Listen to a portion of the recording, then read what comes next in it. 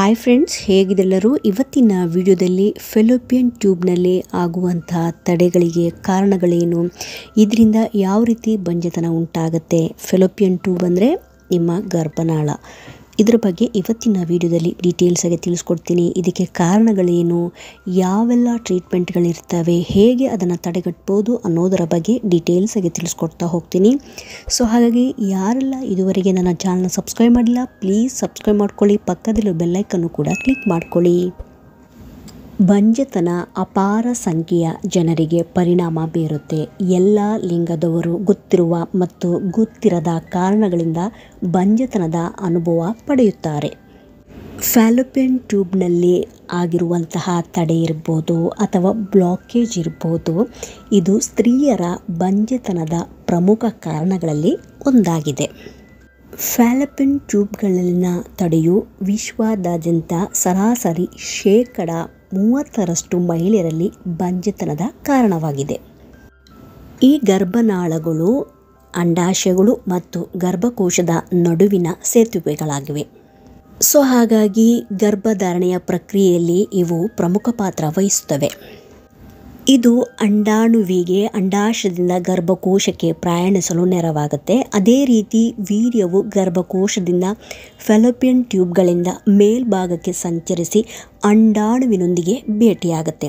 ಅದು ಅಂಡಾಣುವಿನ ಸಂಭವನೀಯ ಫಲವಂತಿಕೆ ನೀಡಬಹುದು. ಇವಾಗ ಫಾಲೋಪಿಯನ್ ಟ್ಯೂಬ್ನ ಬ್ಲಾಕೇಜಿಂದ ಅಥವಾ ತಡೆಯಿಂದ ಯಾವ ರೀತಿ ಫಲವಂತಿಕೆಯ ಮೇಲೆ ಪರಿಣಾಮ ಬೀರುತ್ತೆ ಅಂತೇಳಿ ನೋಡ್ತಾ ಹೋಗೋಣ. ನಾಳದ ತಡೆಯಿಂದ ಅಂಡಾಣುವಿನ ಫಲವಂತಿಕೆ ಸಾಧ್ಯವಾಗುವುದಿಲ್ಲ, ಅಥವಾ ಫಲವಂತಿಕೆ ಉಂಟಾದರೂ ಈ ಫಾಲೋಪಿಯನ್ ಟ್ಯೂಬ್ ಫಲವಂತಿಕೆಯ ಅಂಡಾಣುವಿನ ಚಲನೆಯನ್ನು ಗರ್ಭಕೋಶಕ್ಕೆ ತಡೆಯುವ ಮೂಲಕ ಎಕ್ಟೋಪಿಕ್ ಪ್ರೆಗ್ನೆನ್ಸಿ ಉಂಟಾಗುತ್ತೆ. ಸೊ ಎಕ್ಟೋಪಿಕ್ ಪ್ರೆಗ್ನೆನ್ಸಿ ಅಂದರೆ ಏನು, ಯಾವೆಲ್ಲ ಕಾರಣಗಳಿರ್ತವೆ, ಯಾವೆಲ್ಲ ಲಕ್ಷಣಗಳಿರ್ತವೆ, ಇದರ ಪರಿಣಾಮಗಳೇನು ಅನ್ನೋದರ ಬಗ್ಗೆ ಡೀಟೇಲ್ಸ್ ಆಗಿ ನಾನು ಹಿಂದಿನ ವಿಡಿಯೋದಲ್ಲಿ ತಿಳಿಸ್ಕೊಟ್ಟಿದ್ದೀನಿ.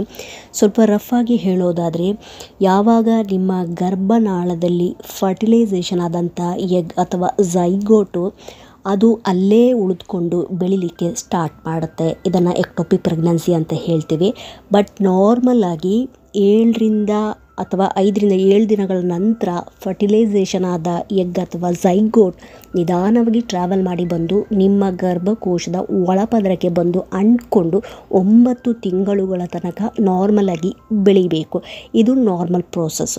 ಬಟ್ ಎಕ್ಟೋಪಿಕ್ ಪ್ರೆಗ್ನೆನ್ಸಿಯಲ್ಲಿ ಅದು ಟ್ರಾವೆಲ್ ಮಾಡಿ ಬಂದು ನಿಮ್ಮ ಗರ್ಭಕೋಶಕ್ಕೆ ಬರದೆ ಅಲ್ಲೇ ಗರ್ಭನಾಳದಲ್ಲೇ ಉಳಿದುಕೊಂಡು ಬೆಳಿಲಿಕ್ಕೆ ಸ್ಟಾರ್ಟ್ ಮಾಡುತ್ತೆ.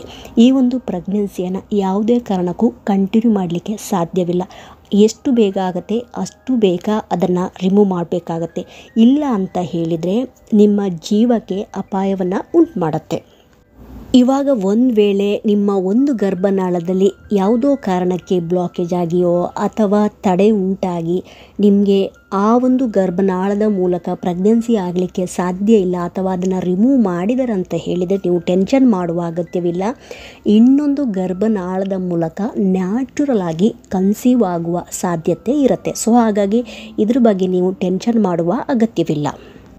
ಈ ರೀತಿ ನಿಮ್ಮ ಗರ್ಭನಾಳದಲ್ಲಿ ಬ್ಲಾಕೇಜ್ ಅಥವಾ ತಡೆ ಉಂಟಾಗಲಿಕ್ಕೆ ಯಾವೆಲ್ಲ ಕಾರಣಗಳಿರ್ತವೆ? ತುಂಬ ಕಾರಣಗಳಿರ್ತವೆ. ಅದರಲ್ಲಿ ಪ್ರಮುಖ ಕೆಲವೊಂದು ಕಾರಣಗಳನ್ನು ತಿಳಿಸ್ತಾ ಹೋಗ್ತೀನಿ.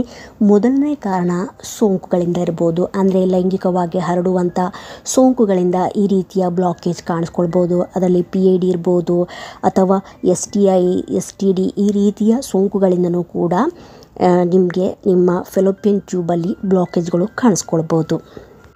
ಹೊಟ್ಟೆಯ ಶಸ್ತ್ರಚಿಕಿತ್ಸೆ ಇತಿಹಾಸ, ಅದರಲ್ಲಿ ಲೈಕ್ ಅಪೆಂಡಿಕ್ಸ್ ನಿವಾರಿಸುವ ಶಸ್ತ್ರಚಿಕಿತ್ಸೆ ಇರ್ಬೋದು, ಅಥವಾ ಎಕ್ಟೋಪಿಕ್ ಪ್ರೆಗ್ನೆನ್ಸಿ ಈ ರೀತಿ ಒಂದು ವೇಳೆ ಇದ್ದರೂ ಕೂಡ ಇದು ಒಂದು ಕಾರಣ ಆಗಿರುತ್ತೆ. ಇನ್ನೊಂದು ಕಾರಣ ಎಂಡೋಮೆಟ್ರಿಯೋಸಿಸ್ ಅಂತ ಹೇಳಿ ಒಂದು ಸಮಸ್ಯೆ ಇರುತ್ತೆ ಹೆಣ್ಮಕ್ಳಿಗೆ ಸಾಮಾನ್ಯವಾಗಿ. ಇದು ಕೆಲವರಿಗೆ ರೇರ್ ಕಂಡೀಷನಲ್ಲಿ ಕಾಣಿಸ್ಕೊಳ್ಳುತ್ತೆ. ಅದರ ಬಗ್ಗೆನೂ ಕೂಡ ನಾನು ಡೀಟೇಲ್ಸ್ ಆಗಿ ಹಿಂದಿನ ವಿಡಿಯೋದಲ್ಲಿ ತಿಳಿಸ್ಕೊಟ್ಟಿದ್ದೀನಿ. ಗರ್ಭಕೋಶದಲ್ಲಿ ಮತ್ತು ಫಾಲೋಪಿಯನ್ ಟ್ಯೂಬ್ಗಳಲ್ಲಿ ಉರಿಯೂತ ಇರ್ಬೋದು. ಗರ್ಭಕೋಶ ಮತ್ತು ಫಾಲೋಪಿಯನ್ ಟ್ಯೂಬ್ಗಳಲ್ಲಿ ಜನ್ಮಜಾತ ದೋಷಗಳಿರ್ಬೋದು ಅಥವಾ ಅಸಹಜತೆಗಳಿಂದನೂ ಕೂಡ ಈ ರೀತಿಯ ಸಮಸ್ಯೆ ಉಂಟಾಗತ್ತೆ. ನೆಕ್ಸ್ಟ್ ಕಾರಣ, ಗರ್ಭಕೋಶದಲ್ಲಿ ಏನಾದರೂ ಫೈಬ್ರೈಡ್ಸ್ಗಳು ಅಥವಾ ಪಾಲಿಪ್ಸ್ಗಳು ಇದ್ರೂ ಕೂಡ ಈ ರೀತಿ ನಿಮ್ಮ ಗರ್ಭನಾಳದಲ್ಲಿ ತಡೆ ಅಥವಾ ಬ್ಲಾಕೇಜ್ನಂಥ ಸಮಸ್ಯೆಗಳು ಉಂಟಾಗ್ಬೋದು. ನೆಕ್ಸ್ಟ್ ಇವಾಗ ನಿಮ್ಮ ಫಾಲೋಪಿಯನ್ ಟ್ಯೂಬಲ್ಲಿ ತಡೆ ಅಥವಾ ಬ್ಲಾಕೇಜ್ಗಳಿದ್ದರೆ ಯಾವ ರೀತಿ ನಿಮ್ಗೆ ಗೊತ್ತಾಗುತ್ತೆ, ಯಾವ ರೀತಿಯ ಲಕ್ಷಣಗಳು ನಿಮಗೆ ಕಾಣಿಸ್ಕೊಳ್ತವೆ ಅಂತ ನೋಡ್ತಾ ಹೋಗೋದಾದರೆ, ಮೊದಲನೇದಾಗಿ ನಿಮಗೆ ಪೇಯ್ನ್ ಕಾಣಿಸ್ಕೊಳ್ಳುತ್ತೆ. ಹೊಟ್ಟೆಯ ಒಂದು ಬದಿಯಲ್ಲಿ ನಿಮಗೆ ವಿಪರೀತ ಪೇಯ್ನ್ ಕೂಡ ಕಾಣಿಸ್ಕೊಳ್ಬೋದು. ಇನ್ನು ಕೆಲವರಿಗೆ ಈ ಒಂದು ಪೇಯ್ನ್ ಸ್ವಲ್ಪ ಲೈಟಾಗಿ ಕಾಣಿಸ್ಕೊಳ್ಬೋದು. ಮತ್ತು ಕೆಲವರಿಗೆ ಏನಾಗುತ್ತೆ ಅಂತ ಹೇಳಿದರೆ, ಅವರ ಒಂದು ಪೀರಿಯಡ್ ಸಮಯದಲ್ಲಿ ಅಥವಾ ಆಗಾಗ್ಗೆ ಅವರಿಗೆ ಆ ಒಂದು ಹೊಟ್ಟೆಯ ಕೆಳಭಾಗದಲ್ಲಿ ನೋವು ಕಾಣಿಸ್ಕೊಳ್ಬೋದು, ಅಥವಾ ಶ್ರೋಣಿಯ ಪ್ರದೇಶದಲ್ಲೂ ಕೂಡ ನೋವು ಕಾಣಿಸ್ಕೊಳ್ಬೋದು. ಯಾವಾಗ ಇವೆಲ್ಲ ಲಕ್ಷಣಗಳು ಕಂಡುಬಂದು ನೀವು ಡಾಕ್ಟರ್ನ ಕನ್ಸಲ್ಟ್ ಮಾಡಿದಾಗಲೇ ಈ ಒಂದು ಪರಿಸ್ಥಿತಿಯನ್ನು ನಿವಾರಿಸಲಾಗತ್ತೆ ಮತ್ತು ಚಿಕಿತ್ಸೆ ನೀಡಲಾಗತ್ತೆ. ಇವಾಗ ರೋಗ ಪರೀಕ್ಷೆ ಅಥವಾ ಯಾವ ರೀತಿ ಗೊತ್ತಾಗುತ್ತೆ ನಿಮಗೆ ಈ ಒಂದು ಫಾಲೋಪಿಯನ್ ಟ್ಯೂಬಲ್ಲಿ ಅಥವಾ ಗರ್ಭನಾಳದಲ್ಲಿ ಬ್ಲಾಕೇಜ್ ಇದೆ ಅಂತ ಹೇಳಿ. ಫಾಲೋಪಿಯನ್ ಟ್ಯೂಬ್ಗಳು ಅವುಗಳ ಮೂಲ ಕಾರಣಕ್ಕೆ ಸಂಬಂಧಿಸಿದ ರೋಗ ಲಕ್ಷಣಗಳಿಂದ ಗುರುತಿಸುವುದು ಕಷ್ಟ ಆಗುತ್ತೆ. ಸಾಮಾನ್ಯವಾಗಿ ಈ ಒಂದು ಸಮಸ್ಯೆಯನ್ನು ವ್ಯಕ್ತಿ ಗರ್ಭಧಾರಣೆ ಕಷ್ಟಕರವಾಗುವ ಸಮಸ್ಯೆ ಎದುರಿಸುವವರೆಗೆ ಪತ್ತೆಯಾಗೋದಿಲ್ಲ. ಯಾವಾಗ ನೀವೇನಾದರೂ ಒಂದು ಪ್ರೆಗ್ನೆನ್ಸಿಗೆ ಪ್ಲ್ಯಾನ್ ಮಾಡ್ತೀರಾ, ಆ ಒಂದು ಸಂದರ್ಭದಲ್ಲಿ ನಿಮಗೇನಾದರೂ ಕನ್ಸೀವ್ ಆಗಲಿಕ್ಕೆ ಕಷ್ಟ ಆಗುತ್ತೆ ಅಂತ ನೀವು ಡಾಕ್ಟರ್ ಹತ್ರ ಬಂದಾಗ ಅವರು ನಿಮ್ಮ ಈ ಒಂದು ಗರ್ಭನಾಳ ಇರ್ಬೋದು ಅಥವಾ ಫಾಲೋಪಿಯನ್ ಟ್ಯೂಬ್ ಅಂತ ಹೇಳ್ತೀವಿ, ಅದನ್ನು ಟೆಸ್ಟ್ ಮಾಡಿದಾಗಲೇ ಗೊತ್ತಾಗುತ್ತೆ ಅಲ್ಲೇನಾದರೂ ಬ್ಲಾಕೇಜ್ ಇದೆಯಾ ಅಥವಾ ಏನಾದರೂ ಸಮಸ್ಯೆ ಇದೆಯಾ ಅಂತ ಹೇಳಿ ಆವಾಗಲೇ ಗೊತ್ತಾಗುತ್ತೆ. ಅದಕ್ಕಿಂತ ಮುಂಚೆ ಕಂಡುಹಿಡಲಿಕ್ಕೆ ಕಷ್ಟ ಆಗುತ್ತೆ. ಇವಾಗ ನಿಮ್ಮ ಗರ್ಭನಾಳದಲ್ಲಿ ಏನಾದರೂ ಬ್ಲಾಕೇಜಸ್ ಇದೆ ಅಂತ ಹೇಳಿದರೆ ಅದನ್ನು ಕಂಡುಹಿಡಲಿಕ್ಕೆ ಯಾವೆಲ್ಲ ಟೆಸ್ಟ್ಗಳನ್ನು ಡಾಕ್ಟ್ರು ಮಾಡ್ತಾರೆ ಅಂತ ಹೇಳಿದರೆ, ಮೊದಲನೆಯದು ಹಿಸ್ಟೆರೋಸಾಲ್ಫಿಂಗೋಗ್ರಾಮ್ ಇರ್ಬೋದು ಅಥವಾ HSG ಎಕ್ಸ್ರೇ ಪರೀಕ್ಷೆಯಾಗಿದ್ದು, ಇದು ಸುರಕ್ಷಿತ ವಿಷರಹಿತ ಬಣ್ಣವನ್ನು ಗರ್ಭಕೋಶಕ್ಕೆ ಇಂಜೆಕ್ಟ್ ಮಾಡುವ ಮೂಲಕ ಫಾಲೋಪಿಯನ್ ಟ್ಯೂಬ್ಗಳಲ್ಲಿ ತಡೆಯನ್ನು ಪತ್ತೆ ಮಾಡಲಾಗುತ್ತೆ. ನೆಕ್ಸ್ಟ್ ಒನ್ ಸೋನೋಗ್ರಾಮ್ ಎಂದು ಕರೆಯುವ ಸೋನೋಹಿಸ್ಟೆರೋಗ್ರಾಮ್, ಗರ್ಭಕೋಶದ ಒಳಗಡೆ ವೀಕ್ಷಿಸಲು ಬಳಸುವ ಅಲ್ಟ್ರಾಸೌಂಡ್ ಪರೀಕ್ಷೆಯಾಗಿದೆ. ಇದು ಶಬ್ದದ ಅಲೆಗಳನ್ನು ಬಳಸಿ ಕಂಪ್ಯೂಟರ್ ಚಿತ್ರ ಸೃಷ್ಟಿಸುತ್ತೆ. ನೆಕ್ಸ್ಟ್ ಒನ್ ಲ್ಯಾಪ್ರೋಸ್ಕೋಪಿ ಅಥವಾ ಇದನ್ನು ಕೀಹೋಲ್ ಸರ್ಜರಿ ಅಂತ ಕೂಡ ಕರಿತೀವಿ. ಇದರಲ್ಲಿ ಏನು ಮಾಡ್ತಾರೆ ಅಂತ ಹೇಳಿದರೆ, ದೇಹದಲ್ಲಿ ಒಂದು ಸಣ್ಣ ಹೋಲು ಅಥವಾ ರಂಧ್ರವನ್ನು ಮಾಡಿ ಅದರ ಮೂಲಕ ಸಣ್ಣ ಕ್ಯಾಮರಾವನ್ನು ಅಳವಡಿಸಿ ಹೊಟ್ಟೆಯ ಒಳಗಡೆ ವೀಕ್ಷಿಸಲಾಗುತ್ತೆ. ಇದರಿಂದ ಗೊತ್ತಾಗುತ್ತೆ ನಿಮ್ಮ ಗರ್ಭನಾಳದಲ್ಲಿ ಏನಾದರೂ ಬ್ಲಾಕೇಜಸ್ ಇದೆಯಾ ಇಲ್ಲ ಅಂತ ಹೇಳಿ. ಇವಾಗ ನಿಮ್ಮ ಫಾಲೋಪಿಯನ್ ಟ್ಯೂಬ್ಗಳಲ್ಲಿ ಬ್ಲಾಕೇಜ್ ಇದ್ದರೆ ಅಥವಾ ತಡೆಗಳೇನಾದರೂ ಇದ್ದರೆ ಚಿಕಿತ್ಸೆಯ ಆಯ್ಕೆಗಳೇನು? ನಾನು ಮೊದಲೇ ತಿಳಿಸಿದ ಹಾಗೆ ಫಾಲೋಪಿಯನ್ ಟ್ಯೂಬ್ಗಳು ಭಾಗಶಃ ತಡೆಯನ್ನು ಹೊಂದಿದರೆ ಅಥವಾ ಒಂದು ನಾಳ ತೆರೆದಿದ್ದರೂ ಕೂಡ ನೀವು ನ್ಯಾಚುರಲ್ ಆಗಿ ಕನ್ಸೀವ್ ಆಗ್ಬೋದು. ಆದಾಗ್ಯೂ ನೀವು ನೆನಪಿಟ್ಕೋಬೇಕಿಲ್ಲಿ, ಒಂದು ವೇಳೆ ಭಾಗಶಃ ನಾಳದಲ್ಲಿ ನಿಮ್ಮ ಗರ್ಭನಾಳದಲ್ಲಿ ಏನಾದರೂ ತಡೆ ಇದ್ದರೆ ಎಕ್ಟೋಪಿಕ್ ಪ್ರೆಗ್ನೆನ್ಸಿ ಆಗುವಂಥ ಸಾಧ್ಯತೆ ಇರುತ್ತೆ.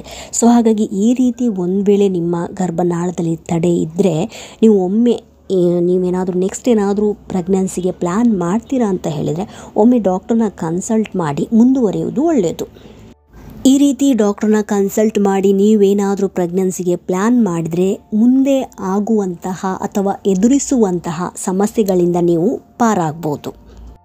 ಇವಾಗ ಕೆಲವು ಕಾರಣಗಳಿಂದ ನಿಮ್ಮ 2 ಫಾಲೋಪಿಯನ್ ಟ್ಯೂಬ್ಗಳು ಬ್ಲಾಕೇಜ್ ಇತ್ತು ಅಥವಾ ರಿಮೂವ್ ಮಾಡುವಂಥ ಪರಿಸ್ಥಿತಿ ಬಂದರೆ ಈ ರೀತಿಯ ಸಂದರ್ಭಗಳಲ್ಲಿ ನೀವು ನ್ಯಾಚುರಲ್ ಆಗಿ ಕನ್ಸೀವ್ ಆಗಲಿಕ್ಕೆ ಸಾಧ್ಯವಿಲ್ಲ. ಹಾಗಾಗಿ ನೀವೇನು ಮಾಡಬೇಕು, ಈ ರೀತಿ ಪರಿಸ್ಥಿತಿ ಇದ್ದಾಗ IVFನ ಮೂಲಕ ಅಥವಾ ಕೃತಕ ಗರ್ಭಧಾರಣೆಯ ಮೂಲಕ ನೀವು ಮಗುವನ್ನು ಪಡೀಬೋದು.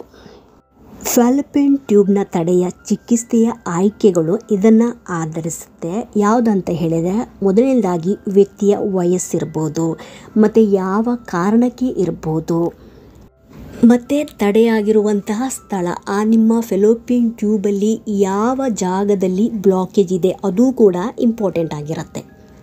ಒಂದು ವೇಳೆ ಶ್ರೋಣಿಯ ಸೋಂಕೇನಾದರೂ ಪತ್ತೆಯಾದಲ್ಲಿ ಆ್ಯಂಟಿಬಯೋಟಿಕ್ಸನ್ನು ಸೂಚಿಸಲಾಗತ್ತೆ. ಒಂದು ವೇಳೆ ಶಸ್ತ್ರಚಿಕಿತ್ಸೆ ಅಗತ್ಯವಿರುವ ಸನ್ನಿವೇಶಗಳಲ್ಲಿ ಲ್ಯಾಪ್ರೋಸ್ಕೋಪಿ ಬಳಸಲಾಗುತ್ತೆ. ಈ ವಿಧಾನವು ನಾಳದ ತಡೆಯನ್ನು ನಿವಾರಿಸುವ ಮತ್ತು ಫಾಲೋಪಿಯನ್ ಟ್ಯೂಬ್ಗಳನ್ನು ತೆರೆಯುವ ಉದ್ದೇಶ ಹೊಂದಿದ್ದು, ಇದರಿಂದ ಮಹಿಳೆಗೆ ಗರ್ಭಧಾರಣೆಯ ಸಾಧ್ಯತೆಗಳು ಹೆಚ್ಚಾಗತ್ತೆ.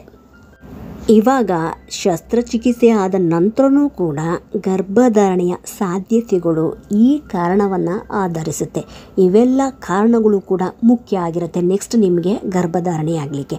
ಅವು ಯಾವ ಕಾರಣ ಅಂತ ಹೇಳಿದರೆ, ಮೊದಲನೇದಾಗಿ ವಯಸ್ಸು, ಇದು ಕೂಡ ಇಂಪಾರ್ಟೆಂಟ್ ಆಗಿರುತ್ತೆ ಎಸ್ಪೆಷಲಿ ಹೆಣ್ಮಕ್ಳಿಗೆ.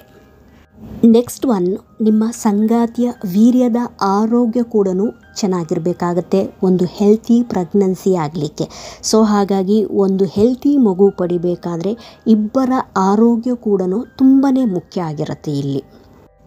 ನೆಕ್ಸ್ಟ್ ಕಾರಣ, ನಿಮ್ಮ ಗರ್ಭನಾಳ ಅಥವಾ ಫ್ಯಾಲೋಪಿಯನ್ ಟ್ಯೂಬು ಎಷ್ಟರ ಮಟ್ಟಿಗೆ ಹಾನಿಯಾಗಿದೆ ಅನ್ನೋದು ಕೂಡ ಮುಖ್ಯ ಆಗಿರುತ್ತೆ. ನಾನು ಮುಂಚೆ ತಿಳಿಸಿದ ಹಾಗೆ ಒಂದು ವೇಳೆ ನಿಮಗೆ ಶಸ್ತ್ರಚಿಕಿತ್ಸೆ ಶಿಫಾರಸು ಮಾಡಲಾಗದ ಪ್ರಕರಣಗಳಲ್ಲಿ ಅಥವಾ ಯಶಸ್ವಿಯಾಗದ ಶಸ್ತ್ರಚಿಕಿತ್ಸೆಯ ಸಂದರ್ಭಗಳಲ್ಲಿ, ಈ ಒಂದು ಸಂದರ್ಭಗಳಲ್ಲಿ ಏನು ಮಾಡ್ತಾರೆ ಅಂತ ಹೇಳಿದರೆ ಡಾಕ್ಟ್ರು IVFನ ಸಜೆಸ್ಟ್ ಮಾಡ್ತಾರೆ. IVF ಅಂದರೆ ಕೃತಕ ಗರ್ಭಧಾರಣೆ ಅಥವಾ ಇನ್ವಿಟ್ರೋ ಫರ್ಟಿಲೈಸೇಷನ್ ಅಂತ ಕೂಡ ಕರಿತೀವಿ. ಇದನ್ನು ನಿಮಗೆ ಡಾಕ್ಟ್ರೇ ಎಕ್ಸ್ಪ್ಲೇನ್ ಮಾಡ್ತಾರೆ ಯಾವ ರೀತಿ ಮಾಡ್ತಾರೆ ಈ ಒಂದು ಪ್ರೊಸೀಜರ್ನ ಅಂತ ಹೇಳಿ. ಸೊ ಹಾಗಾಗಿ ಅದ್ರ ಬಗ್ಗೆ ನೀವು ಟೆನ್ಷನ್ ಮಾಡುವಂಥ ಅಗತ್ಯವಿಲ್ಲ. ಒಂದು ವೇಳೆ ನ್ಯಾಚುರಲ್ ಆಗಿ ಕನ್ಸೀವ್ ಆಗಲಿಕ್ಕೆ ಆಗದೇ ಇರುವಂತಹ ಪರಿಸ್ಥಿತಿಯಲ್ಲಿ ನೀವು IVFನ ಮೊರೆ ಹೋಗ್ಬೋದು. ಸೊ ಹಾಗಾಗಿ ಫ್ಯಾಲೋಪಿಯನ್ ಟ್ಯೂಬ್ಗಳಲ್ಲಿ ತಡೆ ಇದ್ದರೂ ಮಗುವನ್ನು ಪಡೆಯುವ ನಿಮ್ಮ ಕನಸನ್ನು ನನಸಾಗಿಕೊಳ್ಳಲು ಸರಿಯಾದ ಸಮಯದಲ್ಲಿ ನೀವು ವೈದ್ಯರ ಸಲಹೆಯನ್ನು ಪಡೆದುಕೊಳ್ಬೇಕಾಗತ್ತೆ. ಹಾಗಾಗಿ ಕೊನೆಯದಾಗಿ ಲಭ್ಯವಿರುವ ಅಥವಾ ನಿಮಗೆ ಸೂಕ್ತವಾದ ಚಿಕಿತ್ಸೆಯ ಆಯ್ಕೆಗಳ ಕುರಿತು ಆರೋಗ್ಯಕರ ಮತ್ತು ಸುರಕ್ಷಿತ ಗರ್ಭಧಾರಣೆಯ ಸಾಧ್ಯತೆಗಳನ್ನು ಅರ್ಥ ಮಾಡಿಕೊಳ್ಳಲು ಅಗತ್ಯವಾಗಿ ನೀವು ವೈದ್ಯರನ್ನು ಸಂಪರ್ಕಿಸಬೇಕು. ಸೊ ಇವತ್ತಿನ ವಿಡಿಯೋದಲ್ಲಿ ತಿಳಿಸಿರುವಂಥ ಈ ಒಂದು ಇನ್ಫಾರ್ಮೇಷನ್ ನಿಮಗೆ ಇನ್ಫಾರ್ಮೇಟಿವ್ ಅನಿಸಿದ್ದಲ್ಲಿ ಪ್ಲೀಸ್ ಸಬ್ಸ್ಕ್ರೈಬ್ ಮಾಡೋದನ್ನು ಮರಿಬೇಡಿ. ಸಿಗ್ತೀನಿ ಮುಂದಿನ ವಿಡಿಯೋದಲ್ಲಿ. Thank you so much friends.